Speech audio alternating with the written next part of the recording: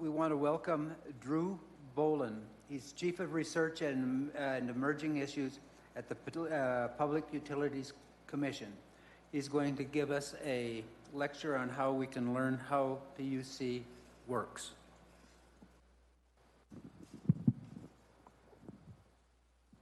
Great. Well, thank you, Commissioner. My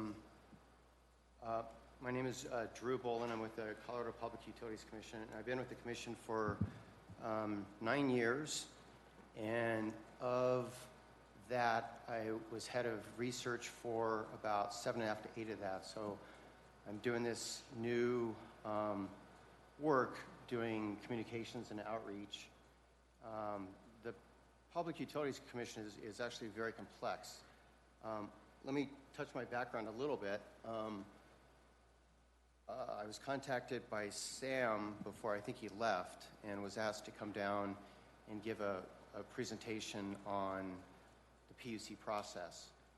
And that seems pretty straightforward, but I do know that a lot of the issues you're dealing with have to do with transmission and things like that. So what I've done is I've kind of done a hybrid at a high level.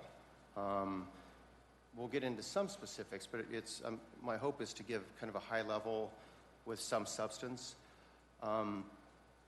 Our specific transmission staff person I was hoping to bring, his name is Adam Gribb, and he is unable to come because we have a procedure, almost like an appeal procedure called RRR, which is rehearing, re-argument, and reconsideration. And it's basically 20 days after the PUC commissioners vote on a decision. And the timing of this was funny because when things get filed, when this was scheduled, it looked like we were all in the clear and I could bring him down here and he can address more specific issues than I can. I am not a transmission expert by any means, but having been the director of research for 7.5 to 8 years, if I can't answer any questions, I sure can get you information and help get it answered. And I also brought, I have an injured shoulder, so pardon my reach. I also brought handouts for anybody on just how to navigate our website in terms of filing a comment on any of our proceedings or even a complaint. Our website is pretty good, but it still has a lot. Whenever there's a lot of complex information, having a one-pager can really help. So I guess I can hand this to you two now, and then if anybody else, wants to grab this afterwards, you're more than welcome to it. And like I said, I can answer or get specific information, but I'm not an expert in transmission. What I can tell you is I've been lucky to be a fourth-generation Coloradan, and we have a family farm and homestead, Centennial Farm in northeast Colorado and Weld, and we have transmission towers going over our land. So probably 7 or 10 years ago, I was the lucky son that would negotiate with the developer on where the siting was for the transmission towers and that sort of thing going across our land. And it's basically in Weld County. It's dry land, cattle, not anymore, crops and that sort of thing. So I have a little bit of poop in my boots, I guess. So with that, let me go ahead and just dive in. I want to introduce you to our 3 commissioners. Chair Eric Blank, Commissioner John Gavin, and Commissioner Megan Gilman. They have 4-year terms similar to yours. No more than 2 can be of the same political party. In the PUC, there's about 100 staff, and we cover a whole number of topics, and I'll get to that in a second. In many cases, the commissioners act as judges in a formal setting, so this kind of meeting is new to us in a way. A little bit of history about the PUC, why do we exist? Mainly, we regulate monopolies. So going back to early 1900s, the Public Utilities Commission was created. And in most states, well, actually all 50 states have their version of Public Utilities Commission. In Texas, it's actually called the Texas Railroad Commission, which is their Public Utilities Commission. And of course, when there was only one railroad, that owner of that railroad could charge whatever they wanted. Then when electricity was invented and there were transmission lines running around, the same thing. So whoever owned that business had complete control of the price, even though they were providing a public good for the people. So we regulate monopolies. We actually regulate other things like towing companies, railroad crossings, some segments of natural gas pipelines. Believe it or not, Uber and Lyft, which are called transportation network companies, taxis, 911 service, a whole lot of things that are kind of unrelated, but our main mission is to make sure that it's dependable service, it's affordable, all the while keeping economic and social values in mind. In terms of the utilities, we do regulate the 2 investor-owned utilities, and then there are roughly 5 gas companies that we regulate. So the 2 big electric utilities are Excel and Black Hills, and then we, in the gas space, it's also Atmos and Colorado Natural Gas, and then the subsidiaries of the gas side of the electric utilities that I mentioned. The role of the PUC, I wanted to kind of, customize this a little bit, but the Commission's role, all investor-owned utilities and cooperative electric public utilities are required to annually file information on proposed new construction or extension of electric transmission facilities planned for the next 3 years. The utilities are allowed to request a determination from the Commission whether the proposed projects are in the ordinary course of business and do not require a certificate of public convenience and necessity. And that's a fancy word for building infrastructure, the CPCN. The Commission has no authority over routing or siting of electric transmission facilities. The statutory authority for routing or siting of electric transmission facilities is a local government statute. So Elbert County is the siting authority for the transmission line in this area. I guess it should also be noted that it's state statute created by the state legislature that requires utilities consult with the affected local governments in order to identify routing and siting, and also requires that utilities provide local governments with alternatives. Yeah, sure. If I understood what you said there, the county will be responsible for agreeing to whatever the routing of any of these facilities is? The final say. Okay. Yeah, so local control. So the PUC has no role in the siting of transmission lines. No problem. No, please, by all means. No, my understanding is this is kind of in a work session. So, yeah. But it's my understanding that if they come in with a routing and we deny that routing or whatever, that the PUC can then come in and overturn the ruling, or? No. The siting is completely at the local level. The PUC doesn't have any role in the siting. What we do as regulating a utility is we approve kind of the big picture. So we approve the certificate of public necessity and convenience to build infrastructure. And, basically what happens is,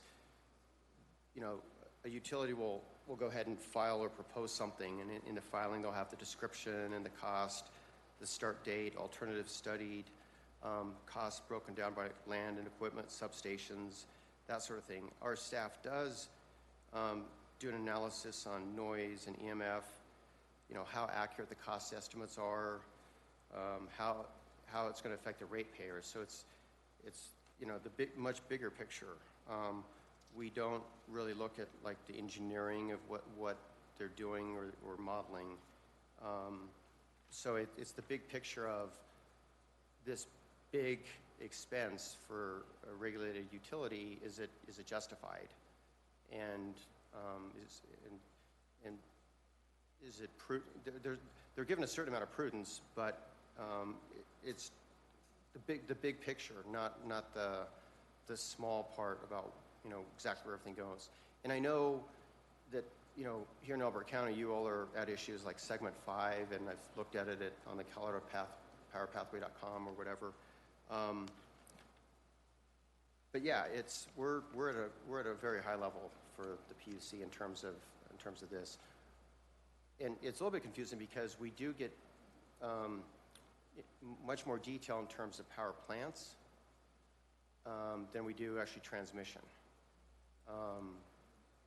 We do have staff that participates in the Colorado Coordinated Planning Council, or group, CCPG, that it's a group of the utilities that go ahead and share kind of what their plans are, that they can kind of work together and know what the other utilities are doing. But that's not, that's more broad planning than specific. It's very common for the CCPG to say this is what we think things are going to look like in 10 or 20 years, and then 1 year later file something specific completely different. Does that help? Yeah, it does. But one more question. I'm just trying to make sure I get things. I'm an engineer, so I like to have things bracketed. Okay. Is that your approval rate is basically at the high level, as you said, which means, yeah, you need that line somewhere. And then when it comes to local citizen input and all of those kind of things, that's not your problem, that's our problem as the local.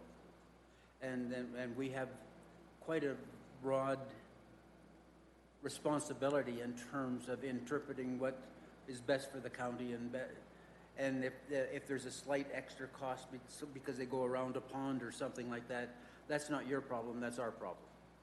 Correct. The only thing I would add is that the PUC is very cost sensitive to the ratepayers. So if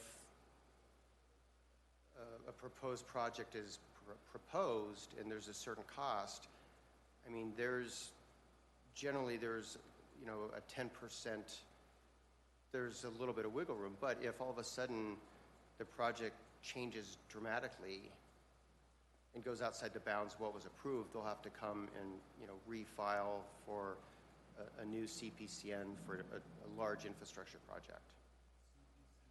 It's that fancy word, it's the Certificate of Public Necessity and Convenience, and it's a fancy word for a company needs to prove that there's a need for a large infrastructure project. And then when they file that, they file all of this other stuff that we do analyze. But again, it's at a high level in terms of, you know, the description, the costs, and it goes into some detail, but it basically at a high level, it's approving the need for it, and there's a certain amount of prudence given to the company and the developer. But things like wildlife and fire danger and all of those kind of things, that's handled at the local level. So, yes, I mean we do some analysis of that on the staff level, and you know, it's noise and EMFs and some things like that. Yeah, that's considered, and it's in the filing application. But you know, and the three commissioners will go through that, and there will also be intervening parties. So you know, something is filed at the PUC, and then there's a comment period, and interveners are, it goes through kind of a formal process where certain... What is an intervener? An intervener is simply someone that can be part of the proceeding. And the proceeding is just a fancy word for a docket, which is a fancy word for a process to, you know, a sequential process of having a filing for X, Y, or Z, and then figuring out who should be involved. And I also want to make mention, there's a bullet point called the role of the Office of Utility Consumer Advocate. And they are an office that represents small businesses, generally agricultural, and individual citizens. So individual citizens can go ahead and work with the it's now called the UCA, and the UCA will actually act as an attorney or a counsel to represent a whole number of individuals with similar concerns. And so this is, like I said at the beginning, it is a little bit like a formal process where the three commissioners almost act like judges. I mean, you all also, well, you wear many hats, but you're also administrators and everything else like that. But the commissioners, in many ways, are like judges, and they go ahead and make determinations on is the application complete based on the state statute, and then I'll touch on a bunch of rules, and rules are just that. They're just rules in the Public Utilities Commission that have been created and modified over 120 years. And that's kind of the process. But it's a matter of, the filing is a big deal. Interveners is a big deal. Then there can be, it goes on to kind of a two-track process. It can go before the three commissioners, where interveners will make their case and the company will make its case. That's one way, and that's called en banc, which just means the three commissioners are hearing it live. It's basically almost like a courtroom trial that can last days or even weeks. Like in a rate case, it can last 1 or 2 weeks, all day long, which is pretty grueling. Or the three commissioners can also refer to an administrative law judge, which is just one judge that goes through the same process, but with one judge. Generally, those cases are a little bit more smaller, more simple. And then once the administrative law judge makes the decision, then the three PUC commissioners have the ultimate, we agree with the ALJ or we don't. But there's kind of two tracks based on what they want to hear or what they think an administrative law judge should consider. Does that make sense? I mean, well, I'm doing the best I can. This is, in my opinion, the Public Utilities Commission is one of the most complicated entities in society. And again, there's 50 states that all of them have Public Utilities Commissions that do this. And ultimately, it comes down to the ratepayer. The ratepayer, dependable service, affordable service that everyone needs. And that's why this whole system, it's very, it's sometimes cumbersome, but it is very transparent, and it's gives everyone an equal right to participate. And, but it is complicated. Yeah. Did that answer your question? I think so. Okay. I just want to make sure that the citizens of our county recognize that you and us are trying to make sure that maximize the benefit and minimize the impact. Absolutely. Absolutely. And so for you all, you're elected, and our three PUC commissioners are appointed by the governor. But they also have 4-year terms, and so the governor has a 4-year term, so they're staggered. So, incoming governors can, appoint different commissioners, and so there's good representation overall. I think in both, the county level by elections and being appointed on a staggered basis by the governor. So I think there's good accountability. So I kind of touched on the utilities and the role of PUC, the Office of Consumer Advocate, and also what is a proceeding. It's a docket. It's a sequential process to, consider, it depends on, pick your industry, but yeah, it's a sequential process. And who can participate? Everyone can participate. We have a public comment wizard on our website, and I have handouts here, but you can actually go on and there's a big button and you can press and you can go to comments and you can kind of figure out whether it's electric or natural gas, and you can find out which company it is and then what the proceeding is, and then it'll ask you your name and address and that sort of thing, and then actually do comments. You know, and again, there's some things that we have jurisdiction over, and there's some things that we don't. So in terms of the actual like siting, we don't have any jurisdiction over that. And that's kind of between, you know, a developer, the company, the community, the citizens, the city or the county or the town, what have you. So let me move on. I've touched on this a little bit, but ultimately the General Assembly of the Legislature creates the legislation to do a lot of different things. And in the commission, you can also go to our website, and we have rules, PUC rules. And on the next slide, and some of the things I'll say, there are numbers, and it's just a matter of the, you know, numbers and different sections of the rules. But the rules come about through also a very long, thoughtful rulemaking process. In fact, we're going through a number of them right now, and you know, they can take up to a year and a half to go through all the steps. Utilities file the case to the commission, parties participate, like I mentioned. The PUC commissioners weigh the evidence, makes findings. The utility implements programs on commission decisions, and the PUC monitors implementation of programs. I have two just quick slides on just some of the transmission planning rules. And this gives you just kind of a sense at the level that we're at. And again, all of this is on our website too. You can just go on, you know, puc.colorado.gov, and there's a big button in the middle of the screen on the left-hand side that says, you know, PUC rules, and you go to them, and there's a lot. I mean, it's, you know, so we're talking like 3627. You can imagine that there are a lot. But I just want to just touch on some of these, you know, planning rules, just to give you a sense of you know, how we view a lot of these issues.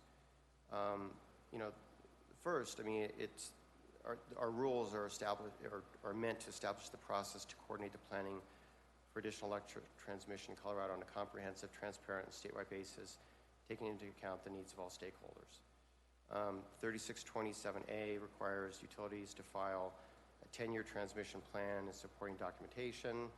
And again, all of these are filed, and you can find them on our website, or if our website is giving you trouble, you can call and someone can walk you through it, or you can email anybody and walk you through it. And again, I have this little handout that may help. But all of these are, we're kind of also like a clearinghouse. There's a lot of, when I mentioned at the beginning, we only regulate the two the big electric utilities, and then the 5 gas companies, but the legislature over many years has also kind of made us a repository. So when some of the co-ops, cooperative utilities, or the municipally owned utilities, they do a lot of filing with us too, but it's meant as a repository. So instead of like going to them, you can find a lot of filings all across the state on our website for various things. The 3627 talks about economic studies. 3627E talks about long-range scenarios like 20 years in the future at a very high-level, conceptual level. 3627 requires Commission to solicit written comments on the 10-year transmission plan and the 20-year scenario report. It also requires the PUC to hold workshops or conduct a hearing on the joint 10-year transmission plan for the purpose of reviewing and rendering a decision regarding the adequacy of the utilities filed plans. And then also under the transmission rules, you know, we do compliance, and compliance, you know, takes on a number of different forms. Don't want to really get too far down those weeds. And then I mentioned the legislature, and in 2007 they created energy zones and transmission expansion planning reports that are also filed for transmission plan filing. And then, you know, at a really high level too, all of this has been governed pretty much by Governor Polis's and the legislature's, their roadmap to try to get to 80% renewables by 2030. And so when they, when the legislature approved that and the governor signed, then that is, kind of driving a lot of our energy planning and our transmission planning and our, our power generation planning statewide. So that's kind of an overview. We take a lot of comments. We have staff that reads it all. We have 3 Public Utilities commissioners that go ahead and do all the reading of all that. But we're really accessible. I mean, email, our comment wizard. We do some public meetings. Individuals can come to the commission. Generally, individuals, when there's a formal proceeding, however, the Office of Utility Consumer Advocate is the one that would represent them.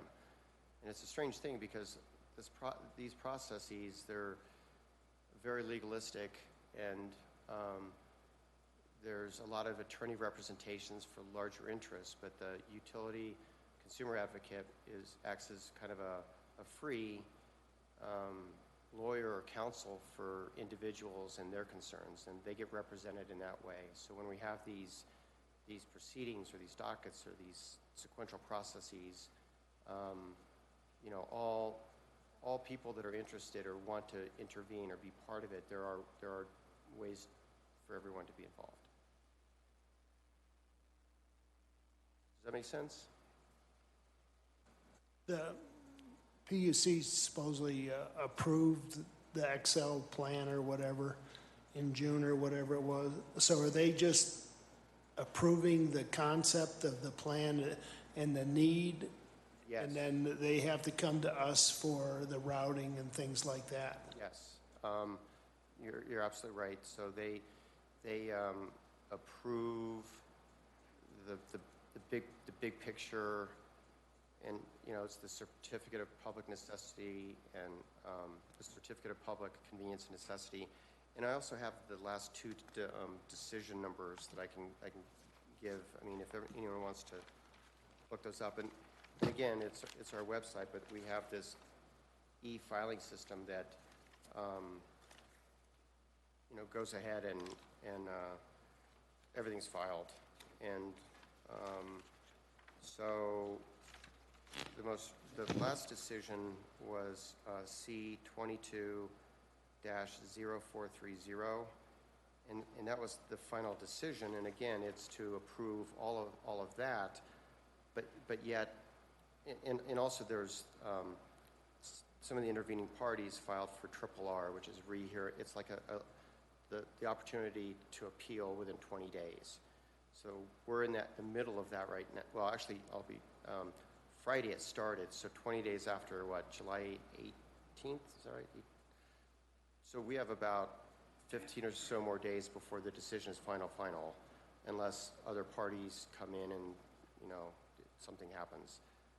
But then that decision will be final. And ultimately, even though the transmission lines and paths aren't completely set, that's not what the PUC's decision is. It's for the big picture, the budget, agreeing that's necessary and prudent, and unless they go outside of those bounds, then we've completed that process. The order before that was C22-0270. It's a long decision. It's about 67 pages. Well, actually, I'll take that back. The order is about 3 pages, but the overall is about 67 pages. So yeah, that's kind of our role is kind of the big picture for infrastructure that is analyzed and studied to see if it's necessary. And then once that's decided, and things happen concurrently too, but as your segment 5, what have you, is going on, we don't, we watch, but we don't have any role or jurisdiction in any of that. So depending on the decision, whether it's one way or another, the PUC is not involved in the process after that? Well, generally true. We, there are other rules where there's various reports that the utility has to file along the way. So in terms of, reading the reports and seeing if they're complying with the previous order and the certificate of public necessity and convenience, that's what happens after the decision. It's a lot of reports that are filed with the PUC and our role looking for compliance and making sure that they're, if all of a sudden the PUC approves the CPCN and the budget and the big infrastructure project, and then a utility decides to do something way different, and they're coming in at 30% over budget, or they're doing something completely out of bounds, then yeah, there's all sorts of ramifications.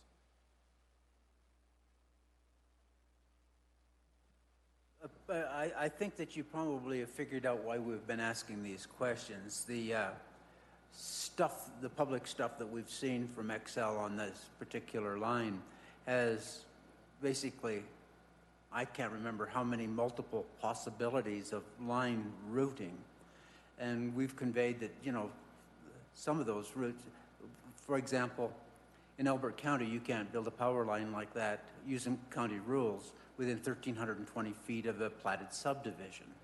Some of their specific possible lines were well within that thing. So, and the one thing that both Rick and I are making sure that as long as we come up with a reasonable route and the landowners are accepting of it, then you're basically obligated to accept that. Yes.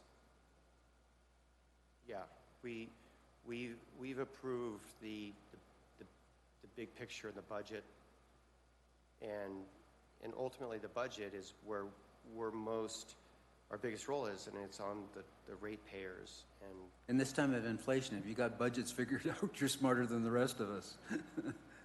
Nobody anywhere has any budget figured out. So no, that's actually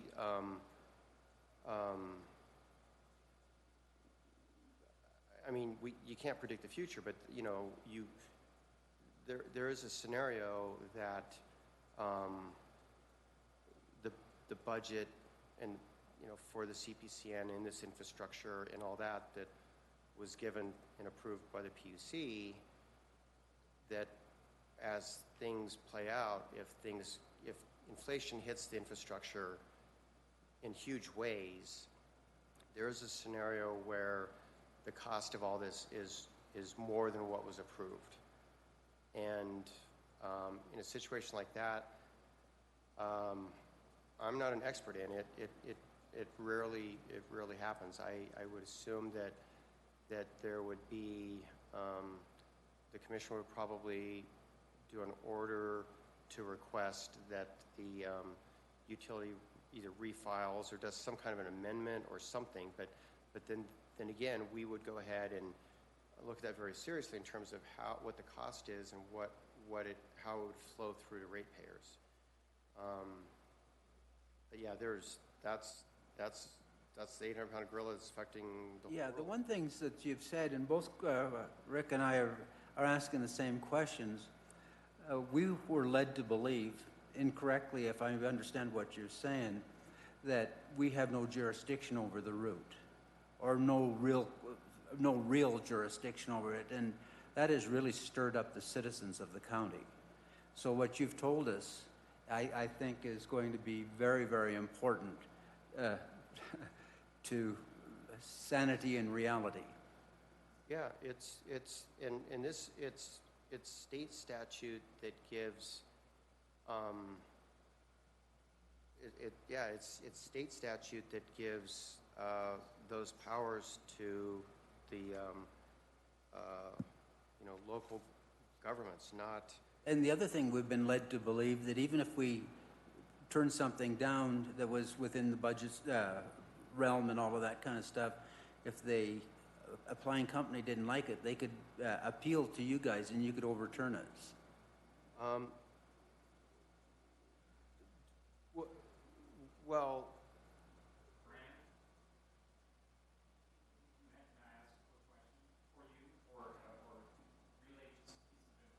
Let's let him answer the question first. so,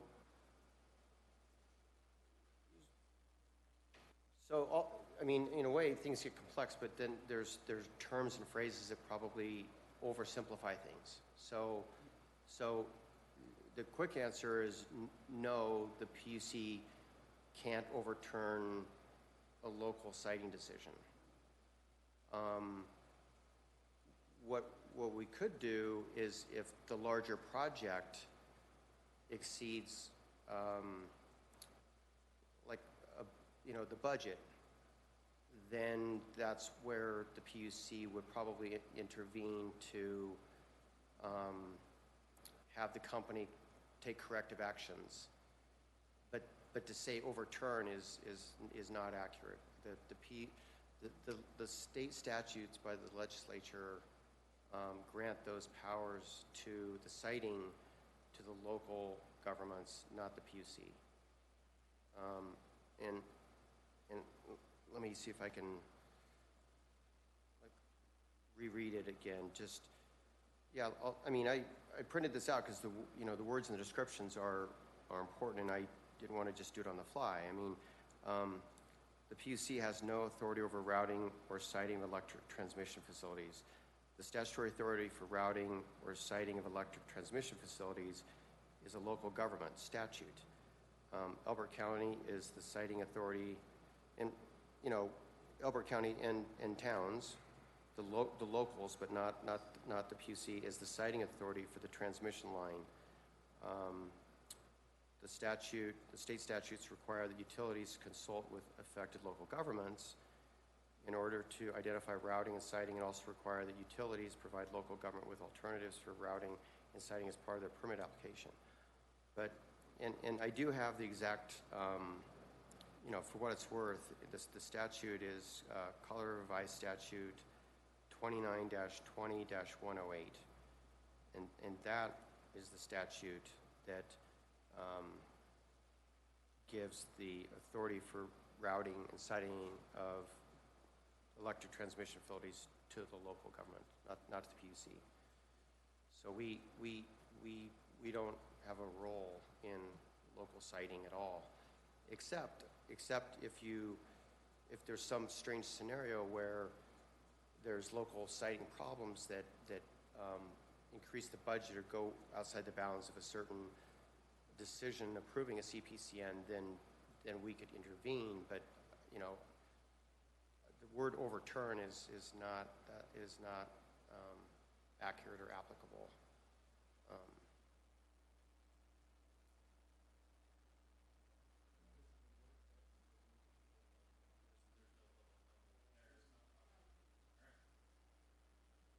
This is a work session, and okay, and I'm not trying to.